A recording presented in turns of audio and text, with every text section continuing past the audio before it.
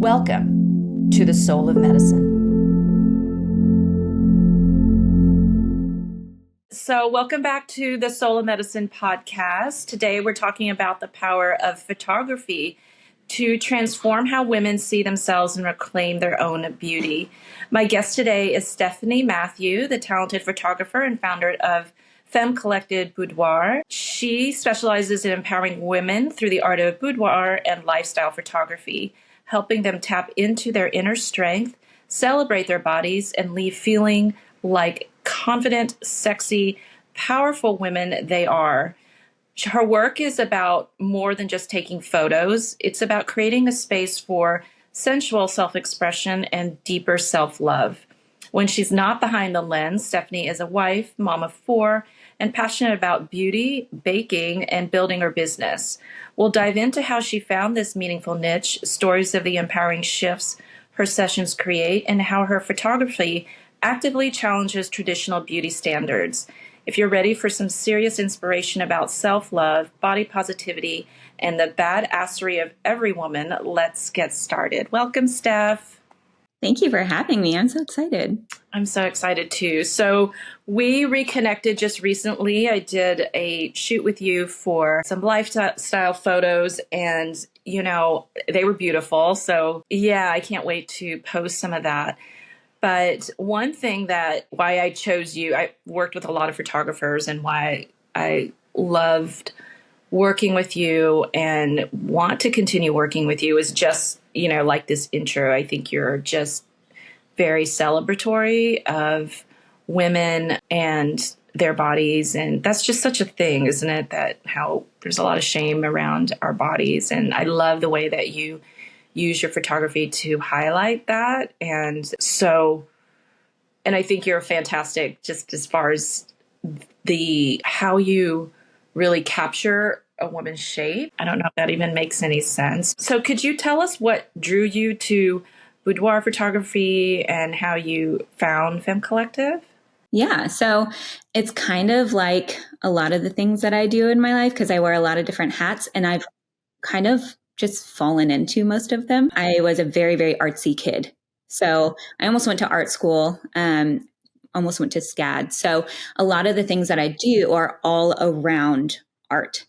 And boudoir was another thing that I just kind of like fell into. I was working for another photographer and got asked if I wanted to do it, just because I would like kind of see in sessions and be like, ooh, I think it'd be cool to try this or this. And I loved the relationship. So I got to do the hair and makeup for a lot of the clients to begin with, and just getting to know them and know like, what is your why? Why do you want to do this? Like, why are you here to do this like very vulnerable thing? So connecting with them in that way was so much fun. And then once I got behind the camera, I was like, I want to do this all the time, because I get like a high seeing the transformation from like, generally everybody walks in, like I said, it's a very vulnerable thing.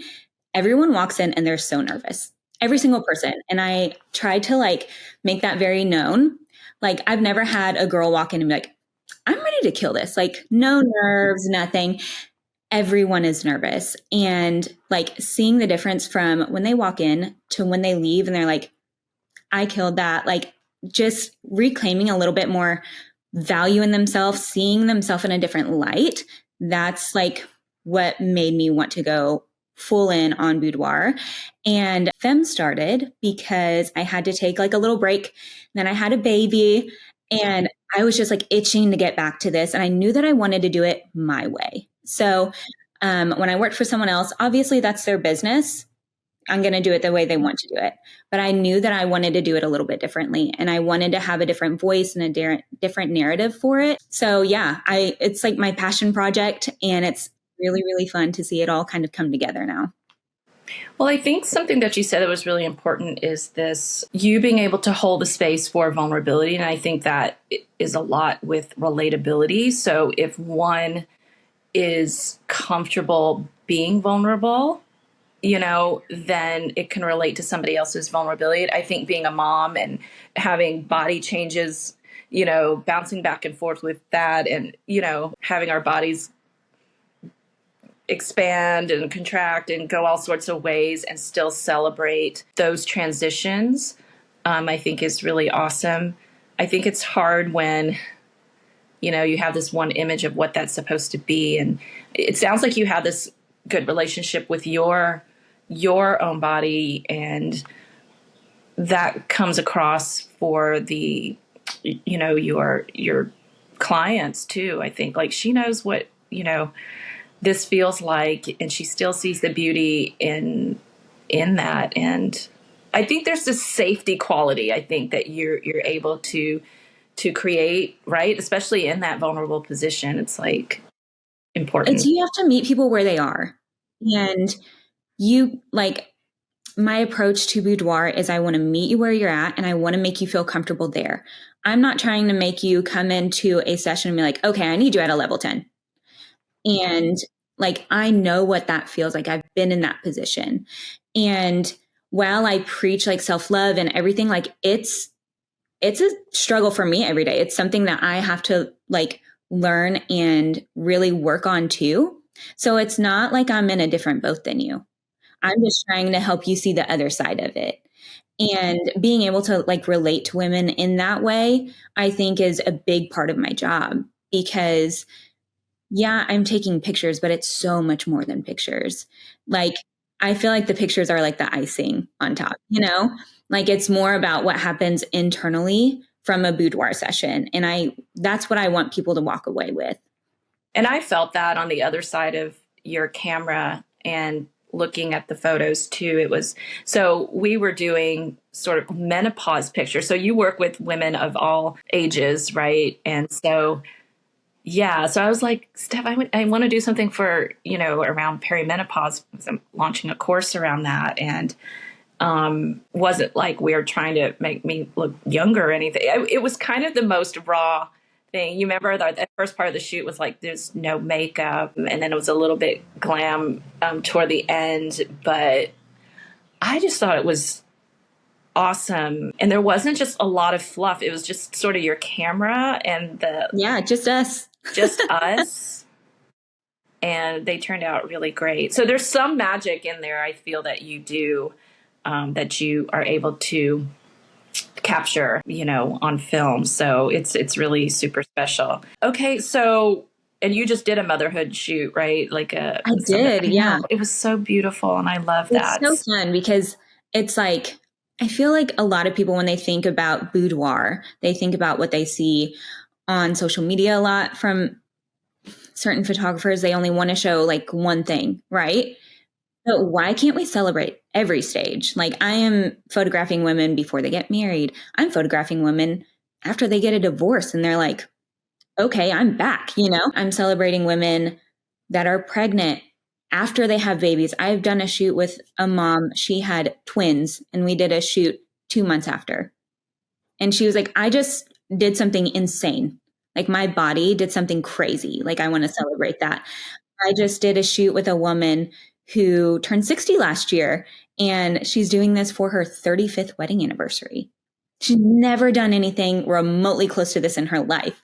So it's like, it's so cool to be able to celebrate the whole gamut of being a woman, not just like, I'm 20 and this is the best I'm ever going to look, I think that's really, really special to be able to do that.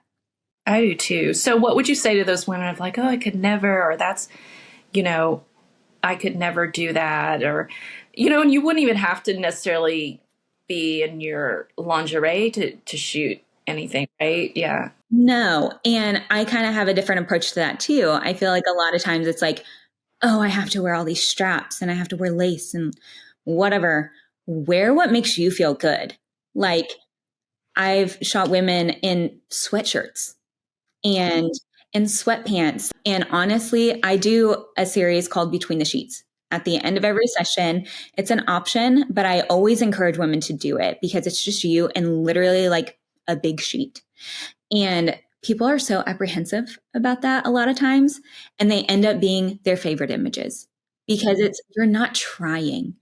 Like, it's literally just you in this raw state of like, I'm just here on a bed in a sheet. Like, I'm not putting on straps and I'm not wearing high heels. Like, this is really me. Like, if I were to come in your room on a Sunday morning, this is what you're going to get, So yeah, it doesn't have to be this stereotypical Victoria's Secret ad, And I love that. And I love being able to tell people what makes you feel sexy, because to me, I don't feel as sexy in lingerie as I do a cropped white t-shirt and some boy shorts, Do what makes you feel good, because ultimately you're going to look back at those pictures and be like, I felt so uncomfortable. If you wear something that you don't love just to get a photo of it.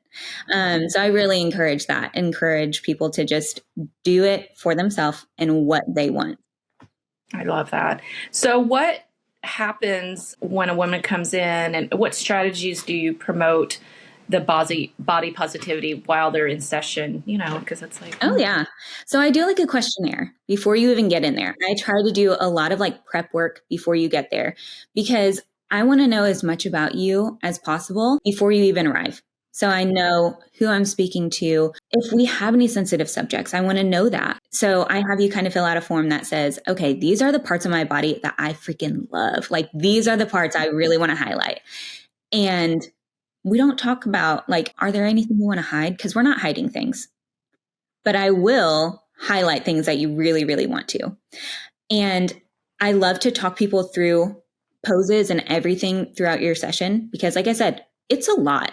And I tell women all the time, you're going to feel like you did gymnastics all day long. And you're going to be in poses that are like, does this actually look good? So I love to like show you what you look like. And be like, look how incredible you are.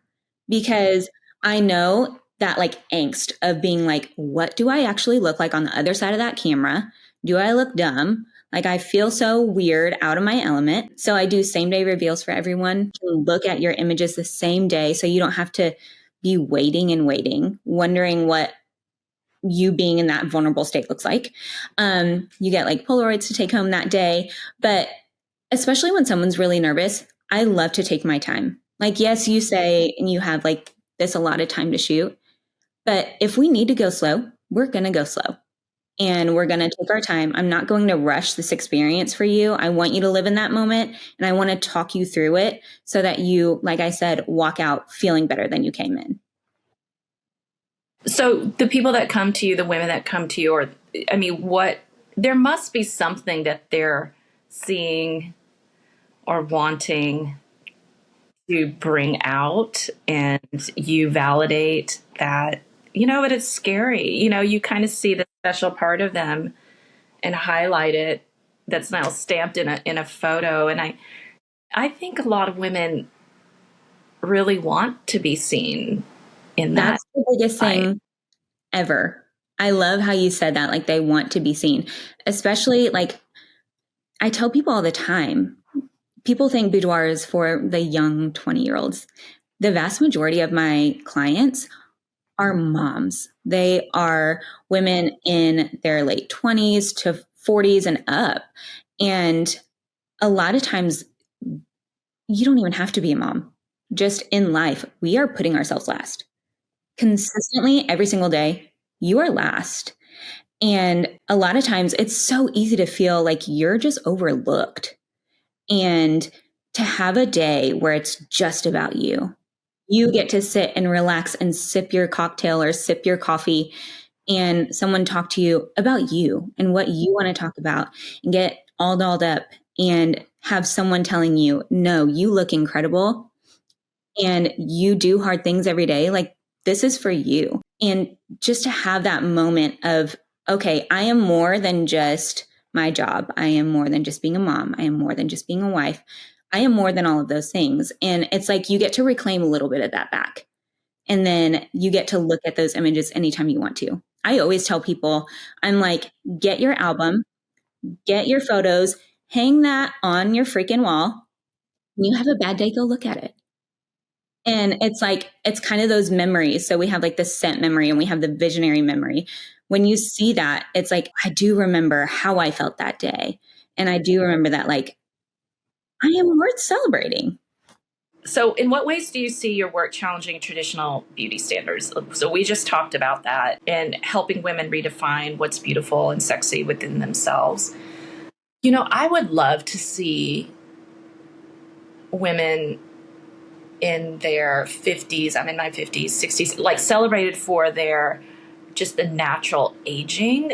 I'm so like over the anti-aging or like Martha Stewart Botoxing her face at 80 and getting on the cover of some magazine. I like that. I I don't get that. And you know what I mean? And so, I mean, not even celebrating our youth, but it's just like, oh, there's a sprinkle here, or there's like cellulite here, or, Right. you know what I mean? And Celebrate the fact that you've lived life, like that you're aging gracefully. And it's so funny that you asked that because I am going to do a shoot with my mom. And yeah, and my mom is such a beautiful woman, and she doesn't like, she's letting her grays go, and she doesn't get a ton of filler and Botox. And I was like, you should celebrate how you look right now. And like the fact that you've lived this incredible life. Like she came over from the Philippines when she was like 22, and she's built everything basically like her and my dad by themselves. And it's like, celebrate how stunning you are and how strong you are. And you've lived through some hard stuff in your life. Like, photograph that and celebrate it. So I'm really, really excited to be able to do a shoot like that. And I think that boudoir, the way that I want to do it is like you said, kind of pushing the envelope of, please don't feel like you have to look a certain way, because we don't. That is so, I just hate that about social media. I feel like you see everybody with a filter. You see everybody's got filler. Nobody looks how they actually look, you know? So then we have this narrative that's saying like, you're not good enough. You're not skinny enough. You're not whatever. And like, I'm a child that grew up during the 90s. Like, I was always just big, or stout was a word that I got told a lot in my life. And it's like, that's what everybody expected. You couldn't be sexy if you weren't a size 2. You couldn't be sexy if you had cellulite or you had wrinkles or anything like that. And I think that my goal is to always photograph women as they are. And I'm not trying to, whenever I go back and do your edits, I'm not trying to completely erase any sign of wrinkles. I'm not trying to erase any sign of cellulite, anything like that, because I want you to look at those photos and see yourself. Yes, we're going to like make it look like we've drank all of our water, but I don't want you to look at this photo that is supposed to celebrate you and then look in a mirror and see someone else. So I always try to make sure that my Instagram feed, my website is full of tons of different kinds of women. I don't want it to be like, well, she only photographs people that looks like this. She only photographs 20-year-olds or people that are a size 2 or whatever. And I am very cognizant of that and will ask for models. Like, if you don't see you on my feed, I want you to come model for me, because I want that to be shown. And I want people to feel like they see themselves and can say, if she can do it, I can do it, you know? I think that's really cool. And I also find that that's an important message for our daughters. Oh, they're totally looking and watching and hearing us go, you know, shame our own bodies of like, I don't want to wear, you know what I mean? Even if you said it underneath your breath or whatever, or they palpate how we feel about ourselves, they're watching and they're emulating that. And I think, you know, showing them that a body's a body. I mean, I think society is like, has this like ideal body, and we have to sort of, mutilate it and manipulate it into the body of the moment. And it's just such a lot of pressure. You know, I've had some younger patients in my practice, like in their 20s, like, how do you take care of yourself naturally? You know, I don't want to have to do all of that when I get older, which is great, you know, because they already see, you know, how expensive it is, how stressful it is to maintain that image. And, you know, and I think highlighting aging as something natural, because it is, and it's still beautiful. I mean, we all as women kind of think this, but then it's like, you know, I wish we all had a culture that supports supports that. And I feel that your work is really trying to highlight that, which is, you know, we're not saying like don't get a facial or don't wear lipstick or anything like that, No, right? if you want to get Botox, go for it. But know that you don't have to have those things to feel beautiful. Exactly. Exactly. So that's wonderful. So how is it, you know, what are some of the biggest lessons in doing this kind of business? I mean, let's talk about the social media thing. And if you want, you know, I mean, with Instagram, like monitoring what we're talking about this before we got on, of them sort of pausing, you know, or judging what you put on there.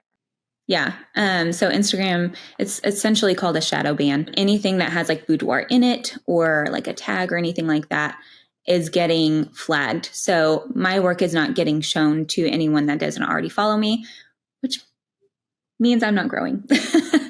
Then like influencers, or there are other pages that are like, I mean, very vulgar is, I guess, the best way that I can describe it. And they're showing everything. And I am very tasteful about what I'm posting, especially on Instagram, and trying to play by the rules, and it's still getting flagged. So it's just hard. It's hard because social media will like celebrate something like an influencer showing off their entire body just to get likes, versus me trying to share like a maternity shot of this woman that's like celebrating this phase in her life. So that part is definitely a struggle, and it's hard. It's hard being in the position of wanting to share things tastefully whenever things that are just not tasteful at all are getting pushed out to everyone, and it's accepted that way. Why do you think that is? Like, why is it that natural thing? And you can see this across industries also, even in my industry of promoting something natural versus a pharmaceutical, do you know what I mean? Would not get, or banned, or, you know, whatever, flagged. Yeah, I have no idea. It doesn't make any sense that like the natural thing is getting pushed off, except for money. Like Money and control. Yeah, probably, essentially. you know what I mean? Yeah. Yeah. So, you know, yeah, I really applaud you doing this kind of work. And it's hard to straddle when you are in the industry and then try to shift the industry while in the industry and playing with the industry rules. And then you kind of have try to break those. I so get that. It's like a tug of war every single day. Yeah. But I feel like more power to you and us. And this, I feel that this is what people and women really need. I mean, you're speaking, you know, things that go through our heads, and it is hard to be the leader and the warrior for that cause, right? You feel so low sometimes in it. And I feel like, you know, just having conversations like this and highlighting it, and, you know, your one-to-ones and heart-to-hearts with your clients, you know, we know, you know what I mean? And I guess sometimes the masses, it's hard to change the masses overnight. And I think sometimes it has to be client by client or patient by patient or conversation by conversation. It sucks sometimes because it takes so long, you know. Yeah, it's a much tougher road, but honestly, it's like, it's so hard. But then I have the conversations with new clients that come in that say, I'm here because of so and so, and because of what she said about her shoot and how she felt. And like that stuff goes so much further for me than an Instagram post being able to get likes or whatever. Yes, that's great to grow, but I would love for it to be simultaneous. But if it can only be because of people's experiences with me and how I make them feel, then I'll take that over being able to share on Instagram, you know? But yeah, it's tough. And it's tough because like I do social media for like the beauty community, and that's like easy.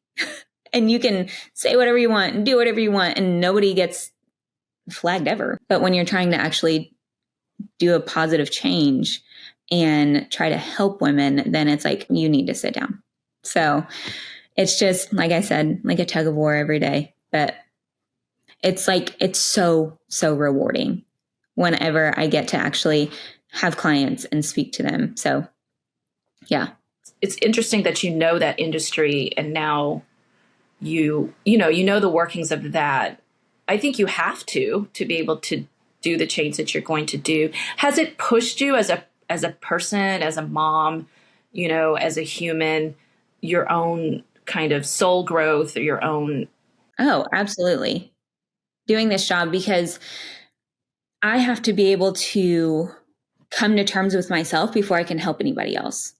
And like, I've cried with so many clients because it's like, I would have never known that you've gone through this and this and this and this based on social media. Like, back in the day, I started social media during the time of like, you had to have a perfect backdrop.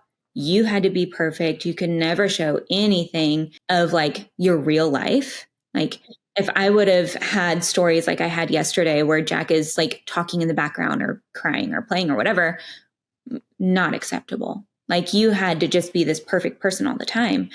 And that's whenever my social media really grew. So then whenever I kind of like opened up about my life, I was just flooded with all of these women being like, oh my God, you're a real person. Like, I've been there. I've been through that stuff. Like, you give me hope for things because I'm going through the trenches right now.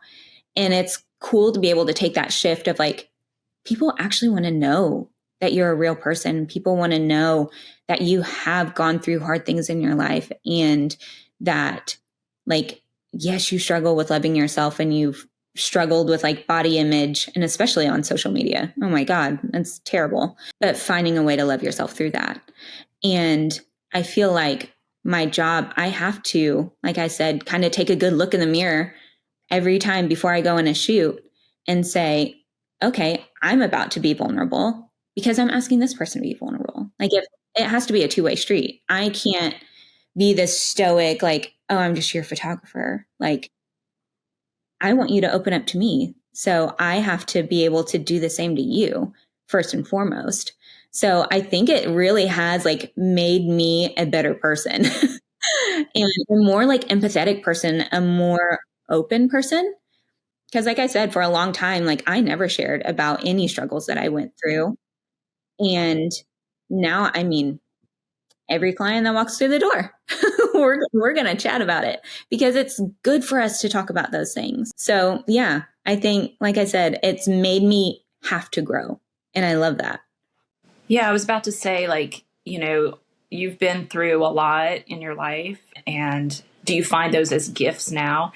Sometimes when, things happen to us, we're just like, oh my God, that sucks. But eventually those turn into, they sort of needed to happen because they are the catalyst to us expressing the gift or understanding what people are going through. And when you look back in your life, it's like, that had to happen to get me to this point, because it seems like all those aspects of your artistry, the things that happened in your life, your skill, and who you are as a person, all kind of culminated into this thing you call, your business, right? But so what you call a collective.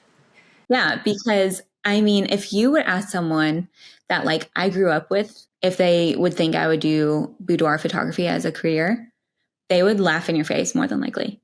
Because I grew up in a very like strict household. It was very much a very Christian household, which I mean, I love that. I grew up with a lot of good structure, but bodies weren't something to celebrate. Like, a woman's body was made to be covered. You don't talk about it, you don't celebrate it, you don't show it, for sure. And it was just very much that way. And then whenever I was married before, it was like the same thing. And I was a very quiet person. I was just confined into this little box. And it's like I had nothing of my own. And doing boudoir is like, I get to celebrate not just for like the clients, but I get to celebrate for like all those years that I didn't get to, like, it's a body. I don't know why we have to say you can't celebrate that, because that, don't talk about your body. No, we should. Like, if you are saying that we shouldn't celebrate a woman's body, you're the problem. That's where it is. Because why can't we? They're beautiful and capable and should be celebrated. And we shouldn't have to like just be covered and say, oh, well, I'm just a mom, or I'm just whatever. Like, we go through so much in our life that it's not just about celebrating your body. It's about celebrating everything that you are. And that's my hope with boudoir photography is, like I said, not just celebrating what your body looks like, but celebrating that your body's carried you through so much. Oh, I love that. What is it? Where did you get that fire? Because we had a long session, during our shoot, and I got to know you a little bit better. And it just seems like every time that there was like something that happened, you come back with this beautiful, it's the energy of art is also the same energy as fire, right, in our bellies. And sometimes people are afraid of that because it sometimes it looks like anger or rage, but it is this like igniting energy that gets us to alchemize the situation, to change the situation into something, else, into another state, like making glass or something. And it seems like the way that you've been able to transform those situations into something that's like authentic to you. And it seems amazing. I just kind of know of a couple things, in the last several years for you that are like the thing. It's like you found your seat, if you will. And but it doesn't happen to everybody, but I find that really cool thing in you that is like, what is that in her that allows you to recognize what's happening? There's that space of like, okay, something needs to change. And then whatever you alchemize it into is just like this beautiful gift. I don't know if you realize that happens to you. Yeah, but it's kind of neat. And that's what we call, sort of Chiron, who is this mythological wounded healer. So everybody who I have on this podcast, this show is the epitome of that wounded healer.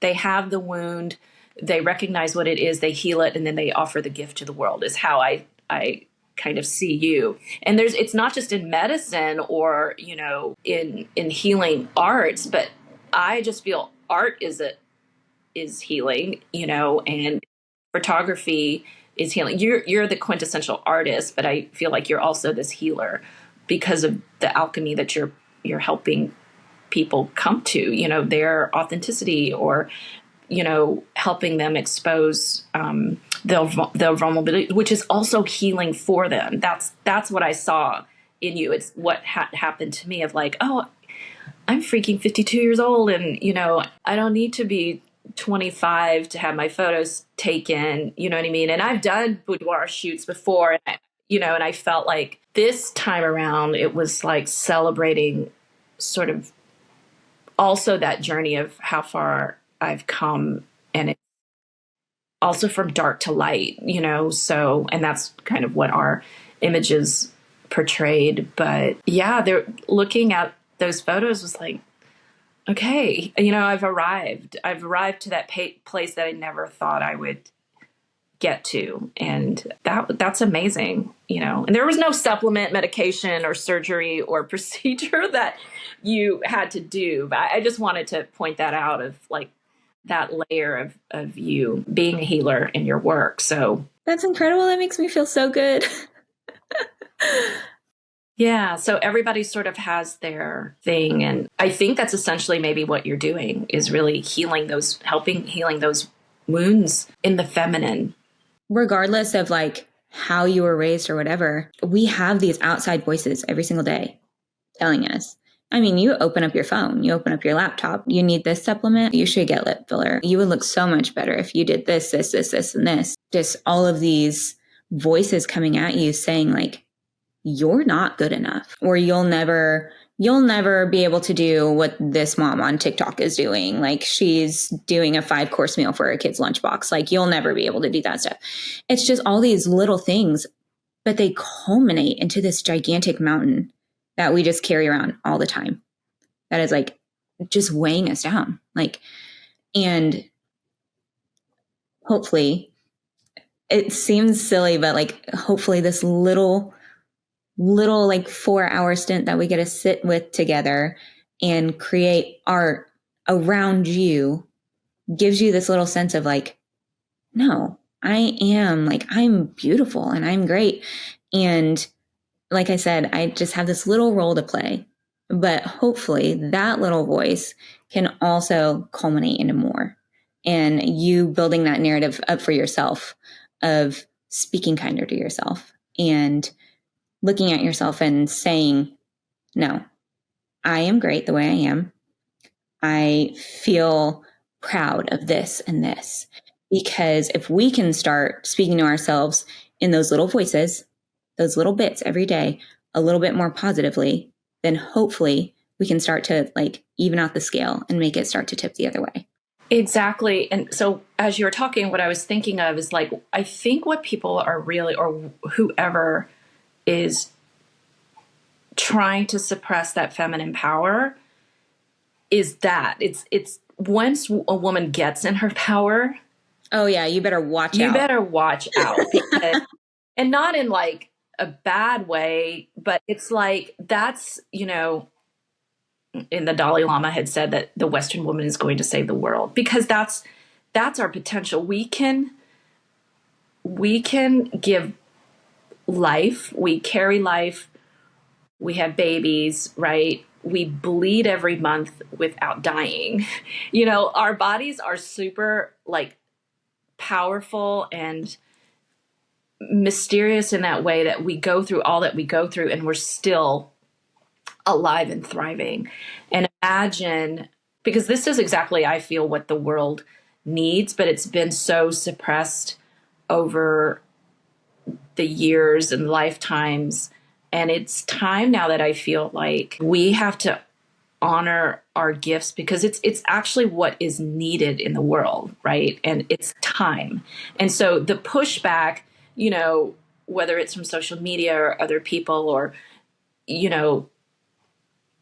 beliefs of like, oh, you shouldn't show your whatever, is just, to me, that suppression of that true feminine power. I don't know how else to say it. There's no stopping you, honestly.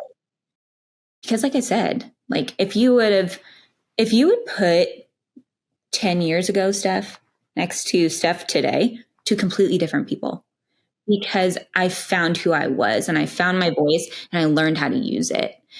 And it's a completely different person. Like my husband would not recognize that girl. And it's like, I tell him about my life before and he's like, there is no way that was you. And it was, but it was just the most suppressed version of me. And I feel like that's what the world wants. The world wants us to be small. And you don't have to be small. Like if you can figure out how to get out of this little box that someone put you in a long time ago, like the world is your oyster. And that's such an exciting, like, feeling, And it's so funny that you brought that up about how we bleed every month. I have two little girls, 10 and 11. And my 11-year-old, she just asked me about that a couple of weeks ago. She looked at me and she goes, I have a really weird question. And I said, there's no weird questions. Go ahead. She goes, so how do we not die? And I said, what do you mean? And she goes, well, girls, they have a period every month. But like, how do you not die? Like if you hit your head and you bled for a week, you would die probably.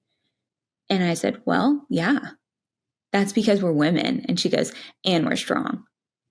And I'm like, I love that. Like, I love that she has that like in her, because it's so funny. Like that fire that I'm talking about, how like that suppressed version of me, like I see that fire that I had to find again in my girls. And it's like trying to foster not stifling that fire and wanting them to grow up and like keep that their entire life. And that is it's a battle every day because they're getting those outside voices younger and younger and younger. And it's like a constant just back and forth and having to create that positive narrative for them and for them to know that they have their own voice and that they can build their own narrative. So it's like I'm trying to foster that in women and kind of bring that back out in them.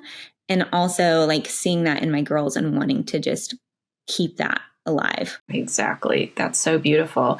You know, and in that analogy, I mean, it's the death and rebirth that happens, you know, in our cycles. It's like nature, it's Mother Nature. Think about Mother Nature, how powerful, gives life, also takes it away, you know, and that whole cyclical nature of humans.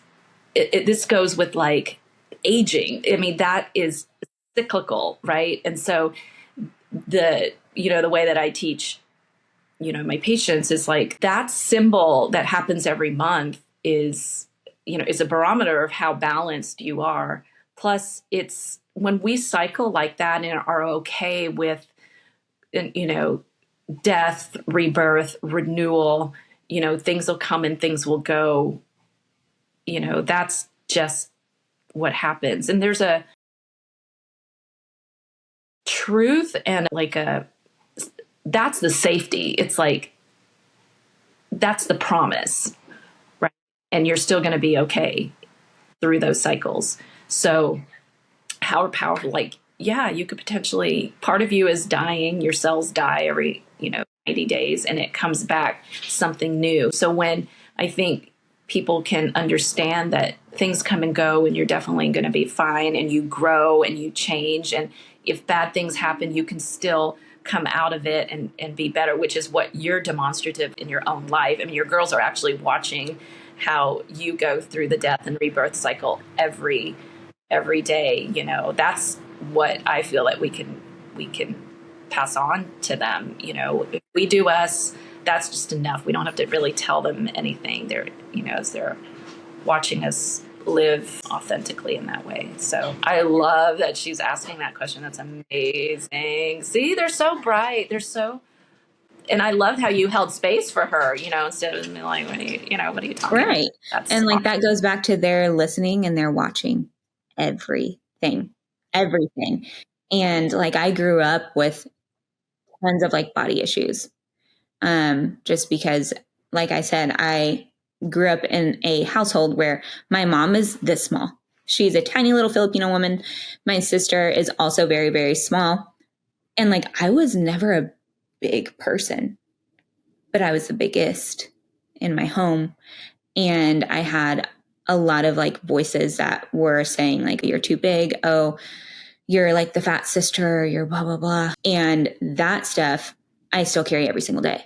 I'm 35 years old and I struggle every single day with feeling like after 4 kids, oh my gosh, like I'll never feel good in my body again. I'll blah, blah, blah. And it's like, I have to really think about that. And that's where that inner work comes of I have to be on my stuff because they're watching and they're listening. And they definitely hold me accountable. And what I've taught them is to like, they know we don't comment on people's bodies. They know that everybody has a different body and it serves them. And it's not our place to ever judge it at all. They don't see people's bodies and like have something to say about it, which is like, we grew up in the 90s. Like everybody had something to say about people's bodies. And people online have something to say about strangers' bodies. Like, where did this audacity come from? I have no idea. But like, we practice our 5-second rule, where if you can't change it in 5 seconds, we don't say anything to anybody. If someone's shoe is untied, that's a change we can do in 5 seconds. You let them know. And if it's anything else, if you think they need to lose weight, you don't say it because that is not your place. And I love seeing my girls and my kids stand up for other people and being able to just be a light and be something that is positive in this world. And it's like, it's so rewarding. And being able to like tell my girls that I'm a boudoir photographer, you know, like my kids know what I do for a living, because why wouldn't they? Like people ask me that all the time. Do your kids know that you're a boudoir photographer? Heck yeah, they do. And if you ask my 11-year-old, she'll say, my mom takes pictures of women to help them celebrate themselves. Yeah.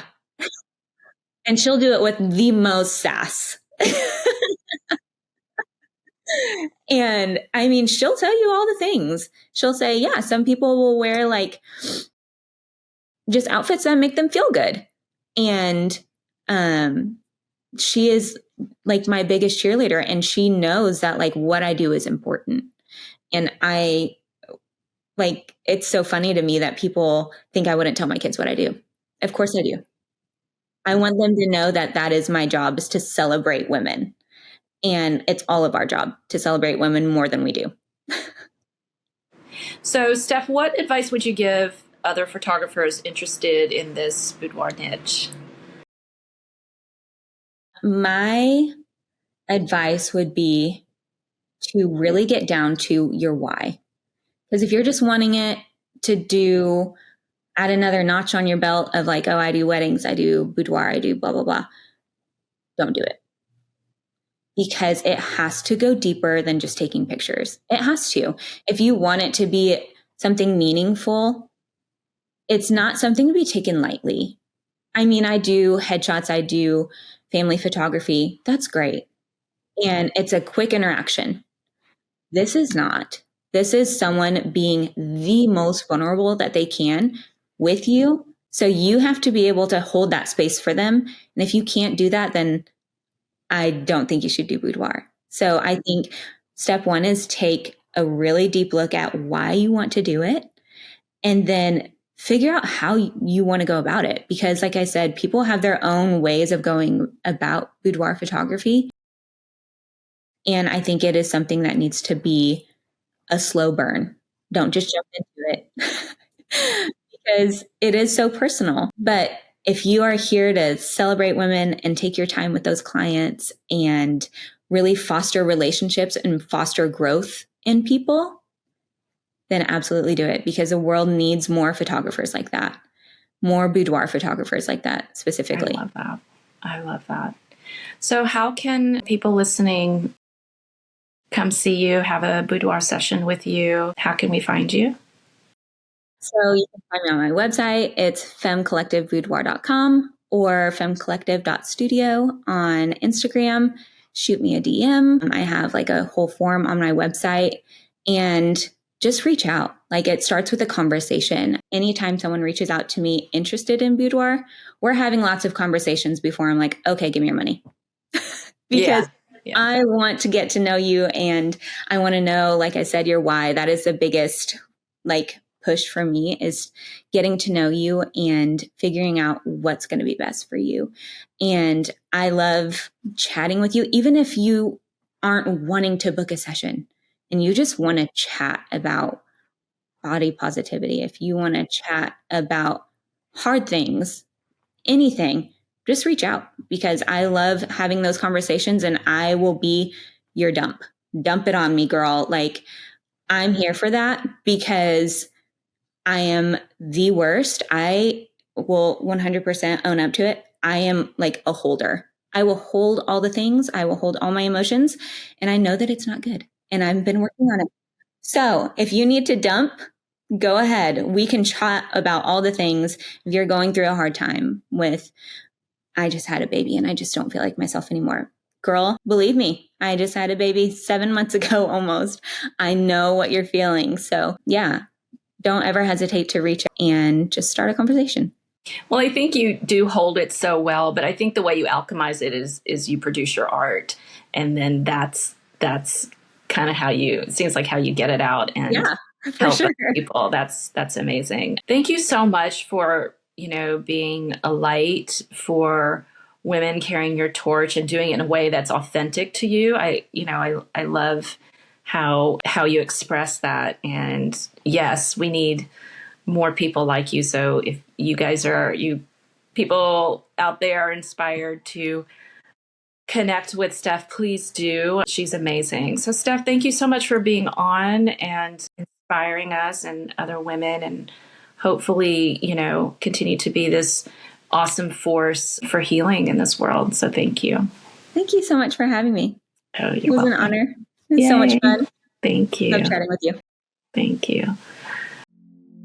Thank you for listening to this episode of the Soul of Medicine podcast, where science meets soul for whole health healing. Are you ready to reclaim your energy, vitality, and soul purpose? Then feel free to head to our website at kcorpusmd.com and schedule an appointment for your root cause review.